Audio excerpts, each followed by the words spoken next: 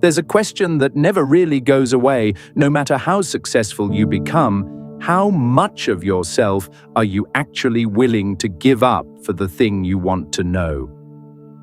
Most people never have to answer that question directly. They get to want things without ever calculating the real price. The chief of the Norse gods didn't have that luxury. He had to look at the price in advance and pay it anyway. We tend to think of sacrifice as something that happens to you, a cost life imposes without asking. But there's a rarer, harder version, sacrifice you choose deliberately, with the full price already known before you've gained anything from it. That version doesn't reward recklessness.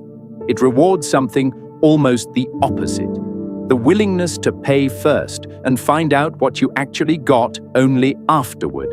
This is the myth of Odin, chief of the Norse gods, already wise, already powerful, but aware that his sight didn't reach far enough into what was coming. He sought out Mimir's well, a well said to hold the wisdom of the cosmos itself. Mimir, its guardian, didn't ask Odin to prove his worth or pass a test. He simply named the price. One eye, removed and dropped into the water in exchange for a single drink. There was no ambiguity here. Odin knew exactly what he would lose before he gained anything at all. He didn't hesitate for long. He reached up, removed his own eye, and let it sink into the well. This wasn't impulsive. It wasn't a decision made in a moment of overconfidence, the way Icarus climbed higher without recalculating the risk. Odin made a specific, bounded trade, a known finite cost for a benefit he believed was worth more. He drank from the well, and in that moment, gained a depth of sight that went beyond what either of his original eyes had ever offered him. But here's what the myth doesn't let him escape. The wisdom he gained included the knowledge of Ragnarok, the eventual destruction of his entire world, gods included. He didn't just buy insight, he bought certainty about an ending he could see coming for the rest of his existence and could never fully prevent. The price wasn't only the eye, it was carrying the full weight of what he now knew permanently, with no way to hand that knowledge back.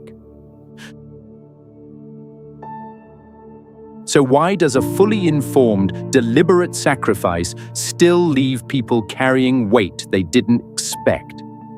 Here's what's actually happening. Choosing a sacrifice in advance gives you a real sense of control. You feel like you've already accounted for the cost, but knowing the price of something and feeling its full weight are two different processes, and the second one often doesn't finish until long after the trade is made. With that weight arriving late, people consistently underestimate what a known cost will actually feel like once it's permanent. And once it's permanent, you don't get to renegotiate. You only get to find out slowly what you actually paid for. This is the Odin pattern, and it runs the same way every time. Choosing a sacrifice in advance gives you a sense of control over the cost. But knowing the price and feeling its full weight are different processes, and the weight usually arrives late, after the trade is already permanent. Once it's permanent, you don't get to renegotiate. You only find out slowly what you actually paid. Here's the whole pattern in one line. Calculating a price in advance protects you from regret far less than it feels like it will. Odin isn't a metaphor for this. He's the first version of it. Every deliberate trade of comfort, time, or health for knowledge or achievement, where the full weight only lands after the deal is already done, runs on the exact same pattern. You don't need a myth to see this pattern. It shows up anywhere someone makes a calculated trade for something valuable and only discovers the real cost once the trade can't be undone. A founder decides, with full awareness, to give up years of health and relationships to build something significant, and finds, only after the company succeeds, that the years don't come back the way the company did. A researcher accepts a known professional risk for a breakthrough, calculates the trade as worth it in advance, and still spends years afterward living with a cost that was always going to be larger once it stopped being theoretical. In both cases, the structure is identical to the myth, a clear-eyed trade made deliberately and a weight that only finishes arriving long after the choice was made. Two real examples make this easy to see. In the early 1980s, physician Barry Marshall deliberately drank a solution containing bacteria he believed caused stomach ulcers, a calculated, fully self-aware trade of his own health for proof the rest of the medical world refused to believe. It worked. The discovery eventually earned him a Nobel Prize and changed how ulcers are treated worldwide. Decades earlier, Marie Curie spent years working directly with radioactive materials, aware on some level of the danger, but unable to fully grasp what sustained exposure would eventually cost. She died of leukemia at 67, a death now widely linked to that exposure. One trade returned exactly what was calculated, the other cost more than anyone, including her, could have weighed in advance.